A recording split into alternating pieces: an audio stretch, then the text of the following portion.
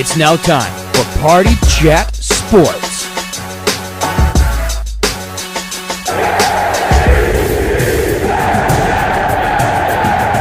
The only thing else I got to say is, how about them Cowboys?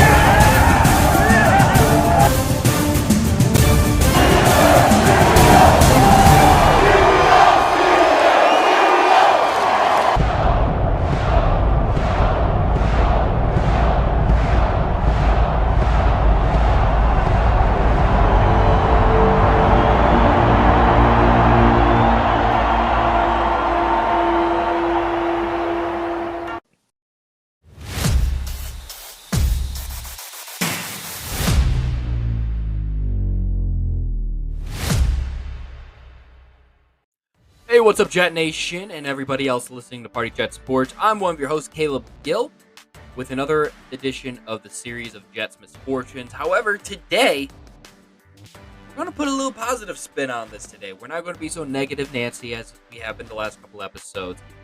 If you haven't checked them out already, go back and rewatch or watch those episodes of the series of Jets Misfortunes, where episode 1 was going through the 2023 season for the Jets. Then we talked Joe Douglas, then Robert Saleh, Zach Wilson. Today, let's look forward. All right, let's move a little bit forward into some positivity, and let's see what this offseason brings for us. The offseason is where we tend to shine. We are offseason champs, kings, all that. Seemingly every year is what it feels like, because we go into the offseason, and it's like, all right, we've got like 50 new signings. Not legitimately 50, but we've got some big names coming in. A couple years ago it was Corey Davis and Carl Lawson. Last year, of course, was a big Aaron Rodgers trade, right? So we go into the offseason and we leave the offseason feeling pretty good about ourselves. This is where we shine. So let's continue shining this offseason, but let's do it correctly, right? Let's do things the right way. So that's why today's episode is just discussing what the Jets should do in free agency.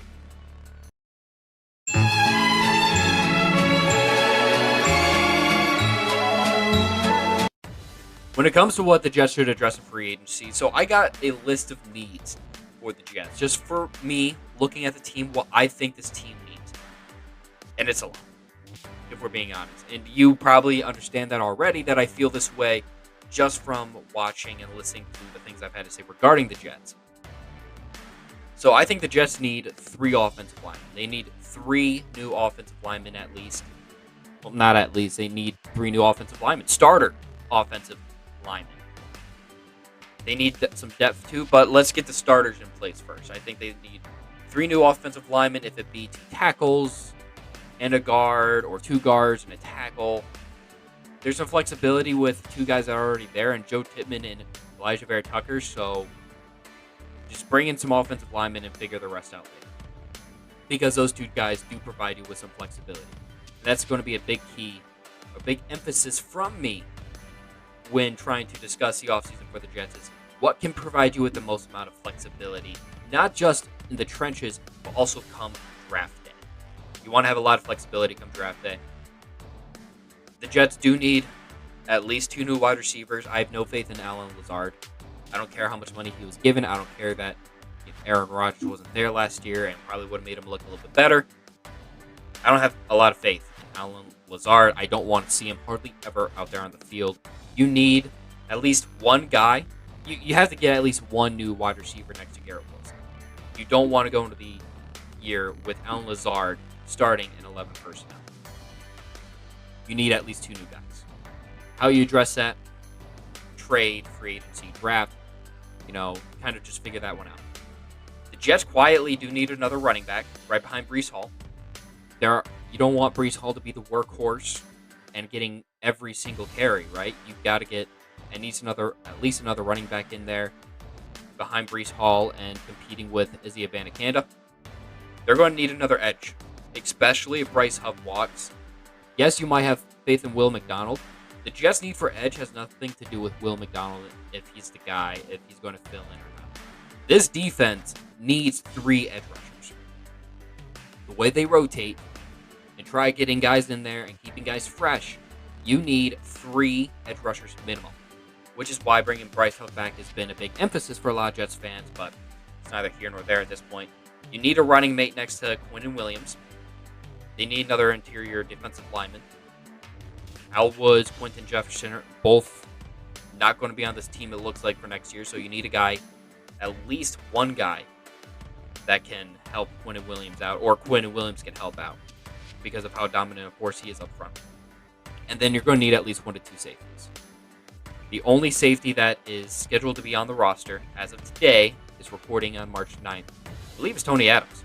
Ashton Davis, Chuck Clark, and Jordan Whitehead are all set to be free agents. So you need at least 1 or 2 more safeties in free agency.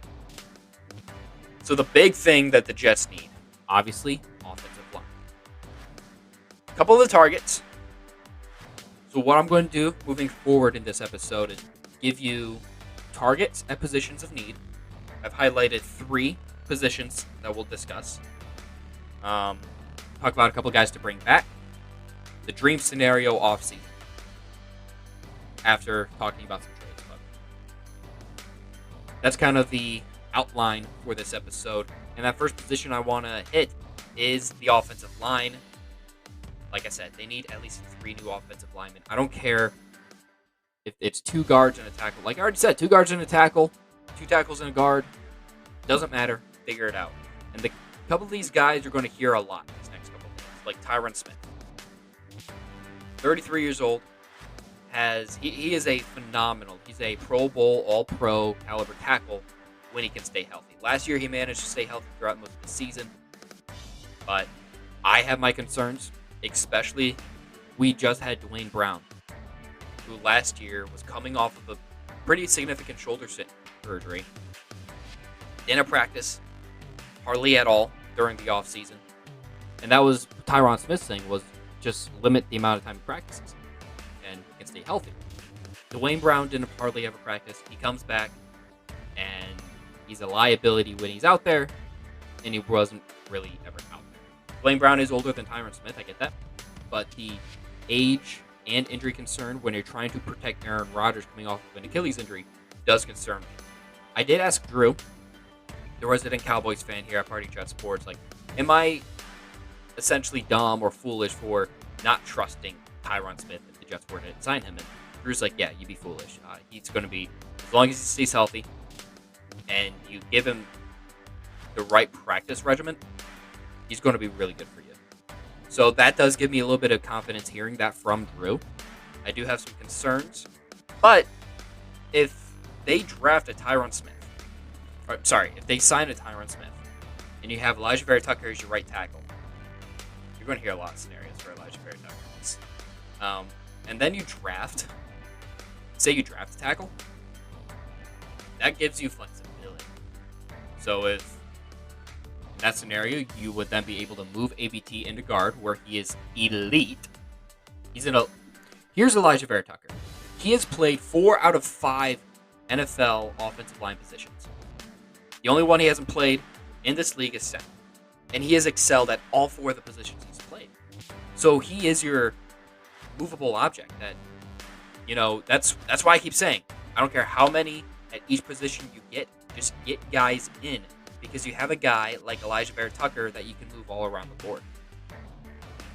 So if you go into the draft with Tyron Smith on one side and ABT on the other, you can draft a tackle.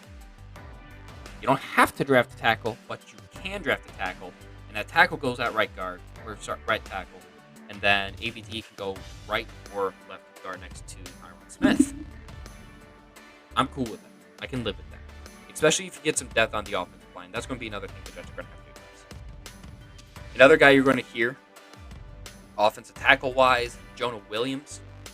If it's not going to be Tyron Smith or Jonah Williams, who is 26 years old, I really don't know if the Jets sign a starting offensive tackle in free agency, which scares me, because then you go into the draft pigeonholing yourself into needing an offensive tackle. Sound familiar? You could have the Falcons or the Bears trade down with somebody who's trying to jump you. like last year, everybody knew that the Jets were going to draft an offensive tackle. The best offensive tackle on the board. Top 4 guys. Of those top 4 guys that were first-round caliber tackles, that was who the Jets were going to try drafting. And then the Steelers jumped the Jets for Broderick Jones. And how much better would things be right now for the Jets if they had Broderick Jones? Right? So, you're probably bringing Bryce Huff back. You need a guard and a tackle. You need 2 offensive linemen. Makes things a lot easier. But you pigeonholed yourself last year, and the entire league knew what you were going to do. You don't want to set yourself up for that same scenario again this year, so you do want to add an offensive tackle. The interior offensive linemen that the Jets are going to look at, or that are available. I don't know. I can't say for sure. I'm not going to say, yeah, they're going to look at them. They're going to be available, more than likely. As of today, they're set to be free agents. Kevin Zeitler, the guard for the Ravens. I think he could be like an Alan Faneca type. Badlands with Joe Caporoso and Connor Rogers, they kind of mentioned this, where Kevin Zeitler could be that Alan Faneca addition. The veteran offensive lineman, his age sets them up for that Aaron Rodgers window. About 2 years left to play, probably. Still playing at a good level. He wouldn't be bad. Robert Hunt is a guy that you're going to hear a lot about. He's one of the top free agents going to be available from the Dolphins. So, if you could get Robert Hunt, take him away from an AFC East opponent, that makes you feel pretty good. 27 years old. You'd feel good about a signing like that. Graham Glasgow with the Lions, 31 years old. He's got some familiarity with Nathaniel Hackett. If that's good or bad, I have no idea. John Runyon, 27 years old. Packer, has familiarity with Aaron Rodgers, and I believe also Nathaniel Hackett. So that's one that I could seriously think the Jets are going to consider because of that continuity. An interesting one is Andre James, a younger center hitting the market. The Jets could sign a center. I haven't mentioned center because of Joe Tippmann, but you can move Joe Tippmann to guard. He played guard last year. He was, in the whole shuffling and domino effect of the entire offensive line just crumbling apart. Joe Tippmann played guard, and I thought he played well in the situation he was in as a rookie. So you could go after a center like Andre James. That's a guy that I'd be intrigued by. I don't think the Jets are going to sign him. He is younger, so he's going to cost more. The guy that is also 26. This is the guy I really want. Talk about taking away a player from an AFC East opponent. Mike Owenu. I think that's how I'm going to say his name. Owenu. If I am saying it wrong, I apologize.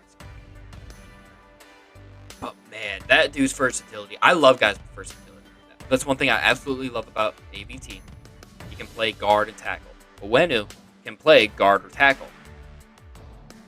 They moved him back out to right tackle late into the year last year, but he has played well at guard. So if you sign in Owenu, that gives you that flexibility to move AVT out to left tackle, out to guard, depending on how the rest of free agency kind of shapes up. That's my dream scenario. That is, I'm looking at my list of free agents targets. I got star next to Mike Owenu's name. That's the dream, I think. That's a guy that I'm going to keep an eye on. But the one thing that is really going to hurt the Jets, especially for offensive linemen, when they're trying to get them, come to New York, come play at MetLife. That's a big part right there, playing at MetLife. You've got to sell these players on why they should play for the Jets. And the Jets' philosophy, especially last year, was it'd be a privilege for you to play with Aaron Rodgers and the Jets. It's not that way. Last year showed the world the issues with playing for the Jets. That MetLife turf, you got to you're going to have to fork up a couple more bucks to get a guy to be willing to play at MetLife Field half the year. That's tough because it feels cursed. It feels like every game.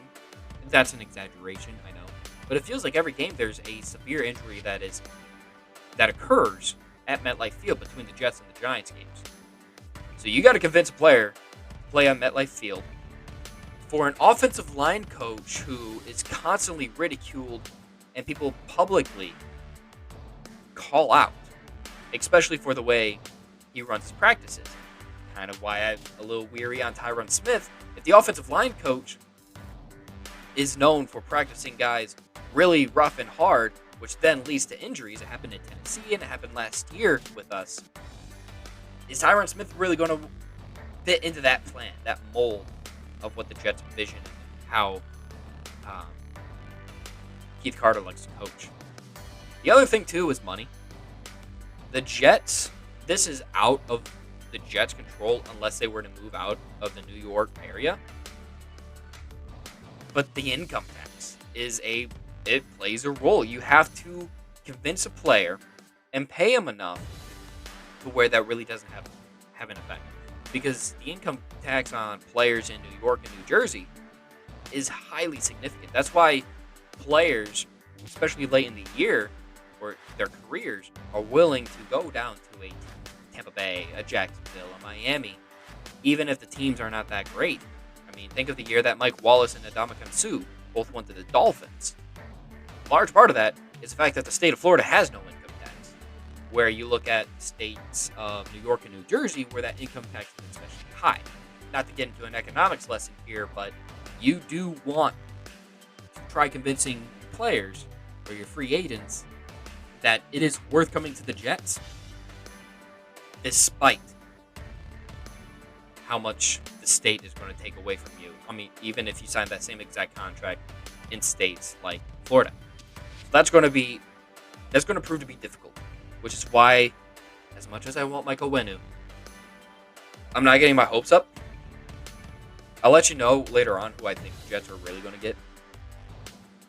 But I want him so bad. I want this dude. I think he's young, in his prime, and provides flexibility. He is going to be good for the Aaron Rodgers era and post if the Jets sign him to like 4 or 5 years. The other position that the Jets are really going to target in free agency, I think, or this offseason, is wide receiver. I said the Jets need 2 wide receivers. How they address that is going to be interesting to watch. The free agent wide receiver pool doesn't look that great. Calvin Ridley is the number 1 wide receiver on the market. I can see a scenario where the Jets where they overpay for Calvin Ridley because I feel like they have to. And then they'll, come out with, we address wide receiver. I will be very weary. I understand why Jacksonville's letting him walk, because if they let him walk, they give Atlanta a 3rd-round draft pick, where if they re-sign him, they give Atlanta a 2nd-round draft pick. And if you're the Jaguars, you're thinking you can get a Calvin Ridley caliber player in the first 2 rounds. I get why they're letting him walk, but also does seem a little concerning. Is he the type of player that deserves about $20 million a year? Maybe. I think he will help take some stress off of Garrett Wilson, of course. He had 1,000 yards last year. But I think the Jets are going to be better in the trade market, and I'll touch on the trade market a little later on. A couple other guys I would watch out for here in free agency. They're going to be your wide receiver 3 or 4. Darnell Mooney. The Jets are probably going to need a slot receiver. I think Darnell Mooney would fit that role. Tyler Boyd is a guy that is being linked to the Jets a lot lately. So that's one to watch. And then Kendrick Bourne, the wide receiver for the Patriots. He's a possession-type guy. Kind of reminds me of Corey Davis a little bit in terms of being that possession receiver.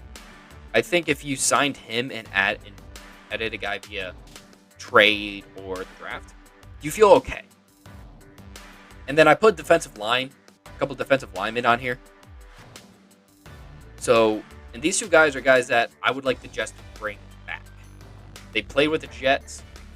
They're coming off of seasons where they weren't with the Jets, but I'd like them to come back to New York. work. I would love to see Sheldon Rankins and Foley Fatukasi, one of those two guys, come back next to Wynnum Williams. I think they'd be very good run stuffers. They would help that defensive line. That's where the Jets, that's their focus, is the trenches. Offensive and defensive fronts. If the Jets can bring one of those two guys back, that defensive line looks really, really good.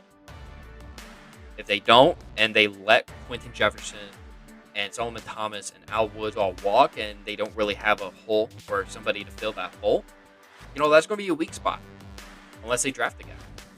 A couple other needs, like I said, safety, running back, edge. Touch on maybe that in a little bit. The guys I would watch for the Jets to try bringing back, special teamers. When these guys are playing, they've been effective.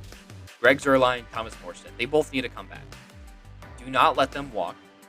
We've had a lot of inconsistency from the kicker and the punter positions over the past few years. Finally gained some consistency with those two guys.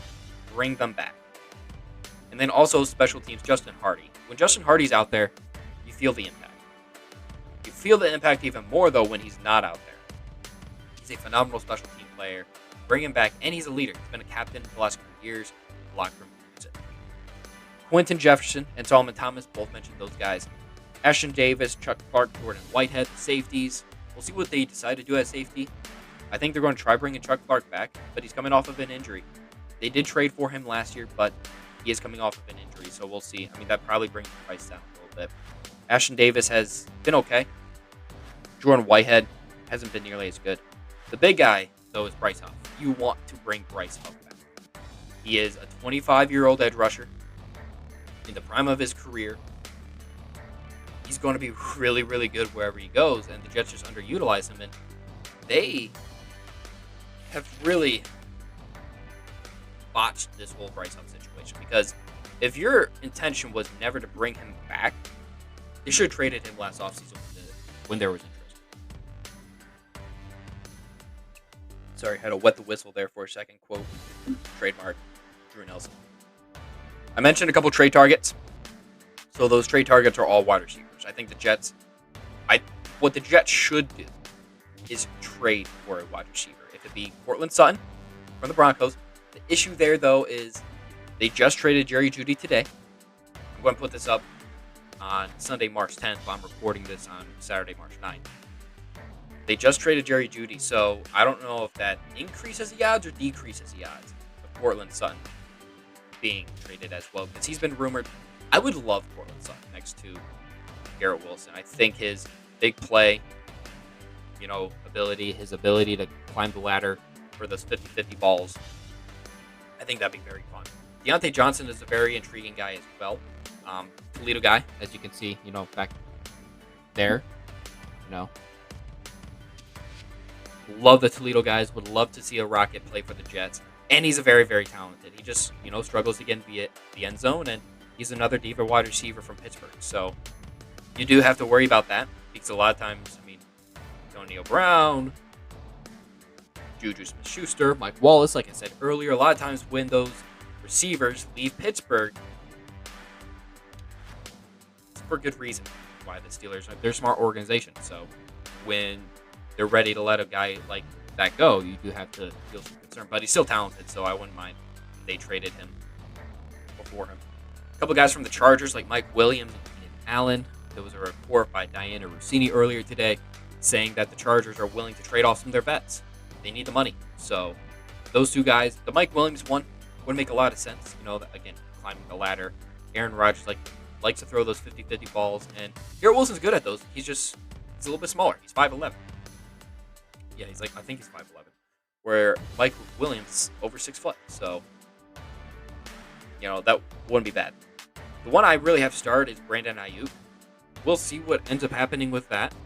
The Jets are not going to trade for Brandon Ayuk, but it is fun to mention. So here's my perfect world scenario. In a perfect world, the Jets would sign Mike Owenu, Tyron Smith, and John Runyon. So you sign a left tackle, a guard, and then a versatile guard/tackle. So that would leave your offensive line looking like from left to right. Tyron Smith, AVT, Joe Tippmann, John Runyon, and Michael Wenyon.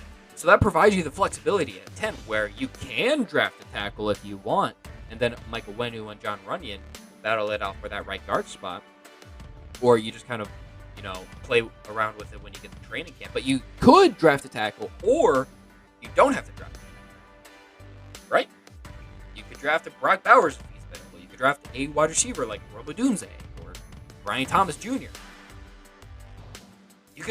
It leaves the possibilities open. So again, you're not pigeonholed into a spot where you have to draft a certain type of guy at 10. Speaking of the weapons, the Jets also, perfect world, trade for Cortland Sutton or Deontay Johnson, plus sign Tyler Boyd or Darnell Mooney. So your wide receiver room would look like Garrett Wilson, Cortland Sutton or Deontay, Tyler Boyd or Darnell Mooney, Alan Lazard and Xavier Gibson. And again, that provides you flexibility. If you want to draft the best player available at 10, you can. If it be, again, a Brock Bowers or a Roma Dunze, and then you just push, a couple guys down the depth chart. Again, this isn't Madden. That's a very Madden-esque situation. I understand that's not going to happen. I get it. I think day one, let's get to day one in a second. Because, look, I took the liberty to draw it up, right? I don't know how well you can see that. What if I... Playing around with this. Okay. So, that's going to look backwards for you, now that I realize that. But that's a very good offense, if you can actually read my handwriting. And if you can't, I apologize. I'm left-handed, so, trying to write some of this was difficult to begin with. But it's a Madden roster. That's a Madden offense that you have no problem playing with. Tyron Smith, AVT, Joe Tittman, Runyon, Owenu, Rodgers, Breece Hall, Garrett Wilson, Sutton or Johnson, Boyd or Mooney, and then your tight end Tyler Conklin. And hell, maybe Brock Bowers are at tight end. That would be fun. That would be absolutely fun. And thank you for taking the time to look at my beautiful drawing on the whiteboard. And then I'd also love it the Jets again added a fully Fatukasi, Kareem Hunt. A Kareem Hunt would be fun because again, go Rockets.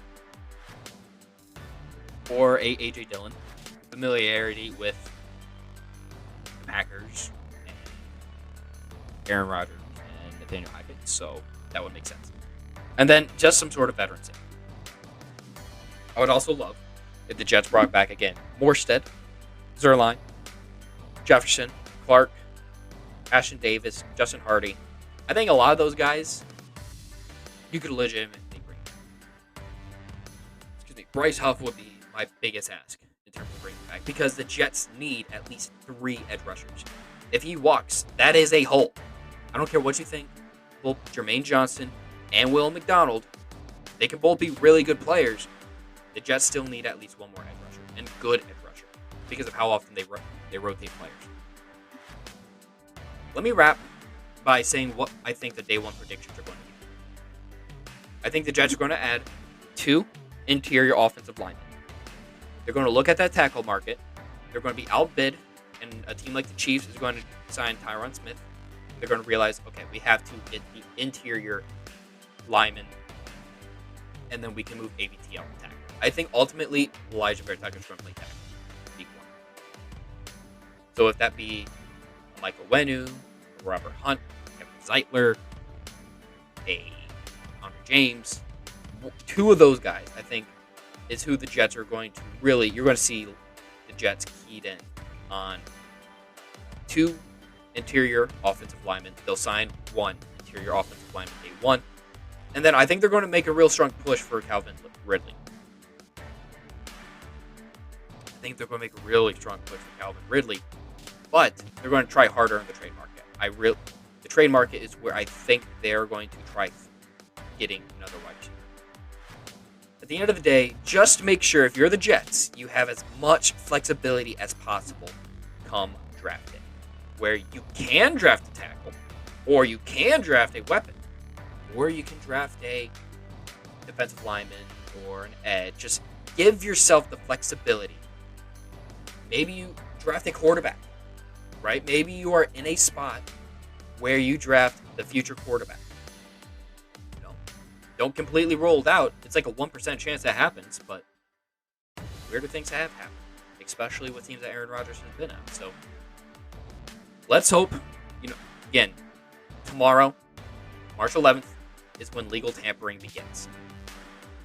We'll see a lot of rumors. We'll see a lot of things on, a lot of agreements are going to be agreed upon starting tomorrow. Let's hope that the Jets are involved in at least one or two good big signings. I don't care about cap. Spend your money. I don't care about future. We want to win. Give us the best chance to win now. You have Aaron Rodgers. That's your window. And if you're Joe Douglas and Robert Saleh, you have to do everything that you can to win now so that you don't end the year on the hot seat. So hopefully the Jets do add some good quality players to this team and provide themselves as much flexibility as possible. But we'll see how it goes. And depending on how things go this week, I might jump on to the podcast. I won't record another Jets-related video for next week for free agency. So the series of Jets Misfortunes, we'll take a little bit of a break. We'll get back into your depressing Jets stuff here later this offseason. But I would, if you're looking for more Jets offseason content, I'll try getting stuff up on the podcasting side. So wherever you get your podcasts at Party Chat Sports. Dylan just put up a video for you Steelers fans or just Kenny Pickett haters or lovers of Kenny Pickett. Dylan does have a video up on YouTube at Party Chat Sports, and we'll try getting more content out. Free agency starts this week. So the first big piece of the NFL offseason begins this week. So we'll try getting content up and out as needed and as we see fit. So make sure you're following us at Party Chat Sports on TikTok. Do have a new TikTok up, by the way. Make sure you go like that and follow us on TikTok.